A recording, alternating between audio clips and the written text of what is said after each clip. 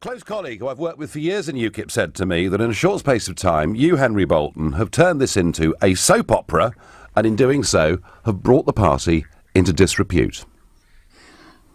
I wouldn't agree with that, Nigel. Interestingly, at the NEC meeting yesterday, there wasn't one charge laid against me apart from the biggest charge and the most clearest, the only allegation was that I had left my wife. And apart from that, no other specific charge was levelled against me. What about the issue, Henry? What about the issue that Jo Marnie, the woman that you've been with for the last few weeks, 25-year-old from Kent as well, did, it was revealed, send out a series of racist, very unpleasant messages about Meghan Markle. You, in the wake of that, you condemn what she'd said and done. Does she now deserve a second chance? No, I don't think she does in that respect. I mean, and she has, in fact, written a statement of apology, both a public one and one to the members of the party, and she has voluntarily resigned from the party to avoid the party embarrassment. And frankly, as far as she's concerned, I think there's little more that she can do, and indeed the party should move on.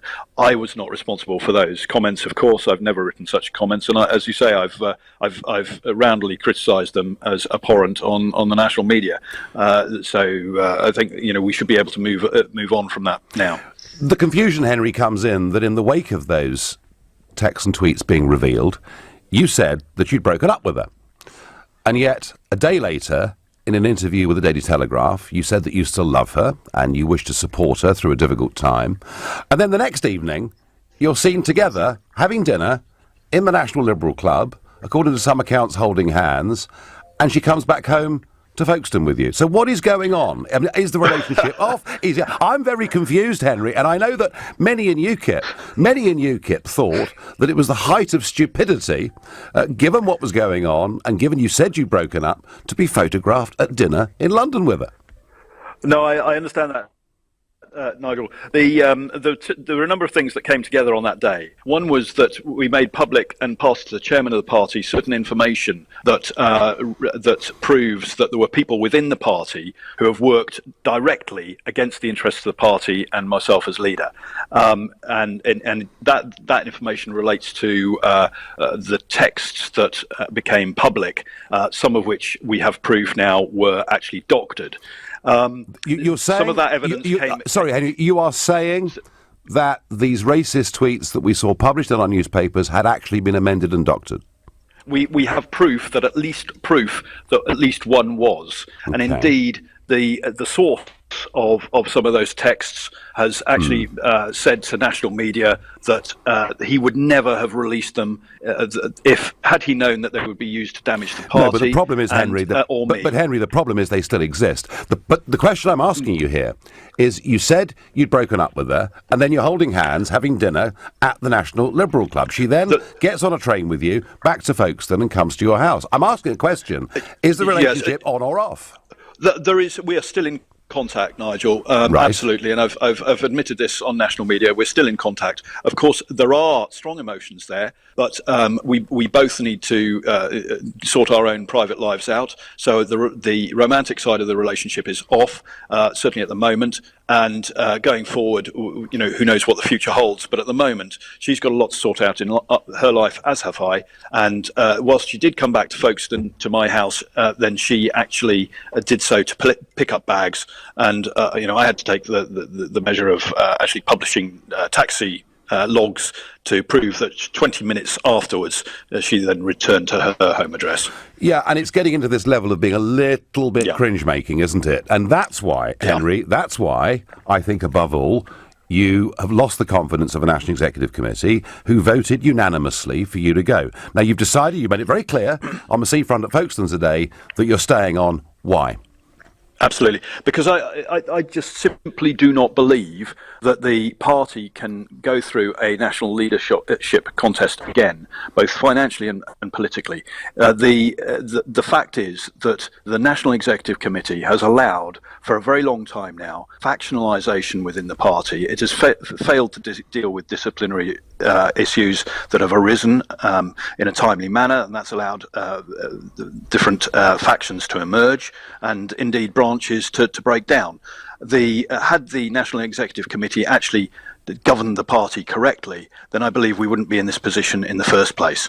So I'm staying on for the reasons of sorting all of that out.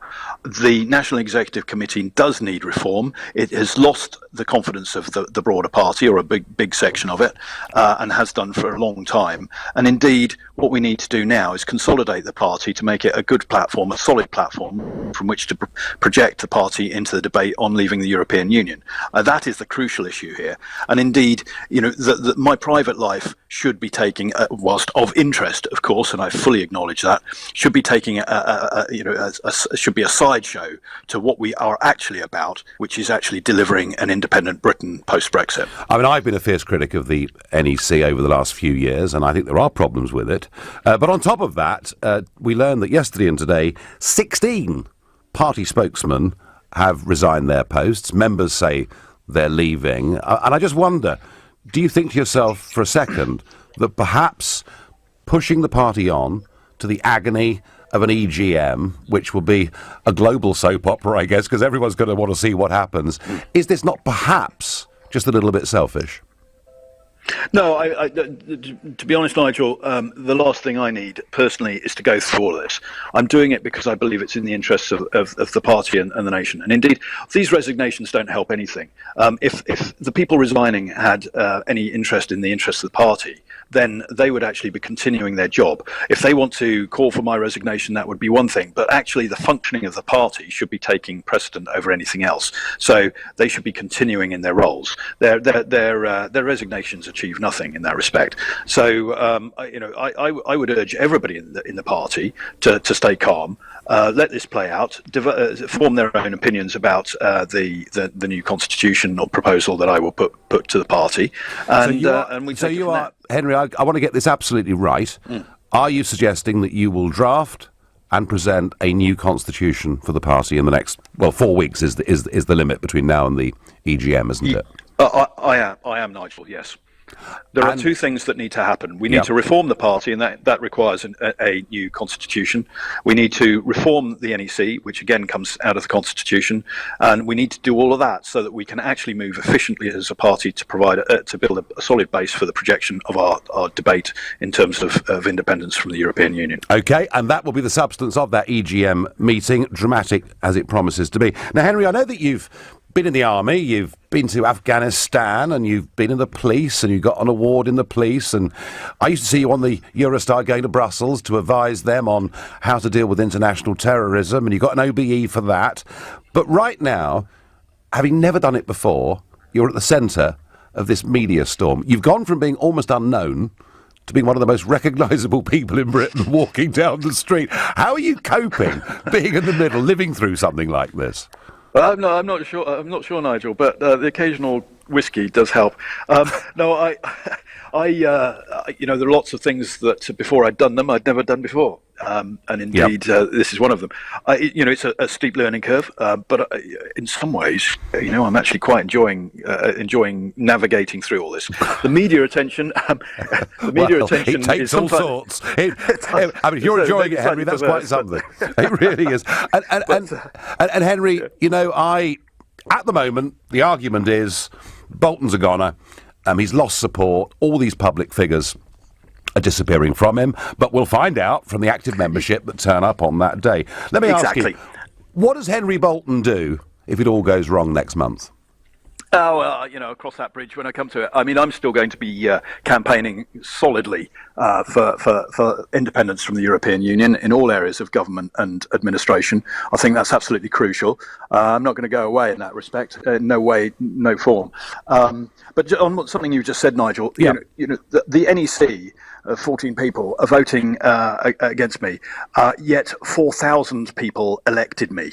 And I question the right of 14 people to overturn that 4,000 vote. Well, so we will take it to the membership. You will have your day, Henry. You will have your day. That EGM is going to happen, and I thank you very much indeed for joining us here exclusively on LBC. You didn't frankly have the balls to put country before party.